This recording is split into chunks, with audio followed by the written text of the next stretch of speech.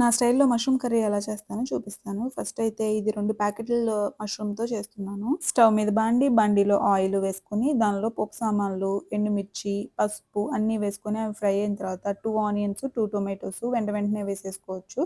మూత పెట్టి బాగా మగ్గించుకోవాలి. అవన్నీ మగ్గిన తర్వాత ఇలా మ్యాష్ చేసుకుంటే త్వరగా మగ్గిపోతాయి. ఇలా మగ్గిన తర్వాత మష్రూమ్స్ అన్నీ చిన్న ముక్కలుగా కట్ చేసుకొని అవి కూడా వేసేసుకోవాలి. నేనైతే ఎటువంటి మసాలాలు వేయట్లేదు. సో, మష్రూమ్ వేసిన తర్వాత మూత పెట్టుకొని దానిలో వాటర్ అన్నీ పోయే వరకు ఉడికించుకోవాలి. మధ్యలో సాల్ట్ కూడా వేసుకొని మరి కొంచెం సేపు వాటర్ అన్నీ పోయే వరకు ఉడికించుకుంటే సరిపోతుంది. కొంచెం కొత్తిమీర అది కూడా వేసేసుకొని ఇదైతే 2, 3 వేస్‌లో చేయొచ్చు. నేనైతే ఇది ఒక స్టైల్‌లో చేస్తాను ఇలా.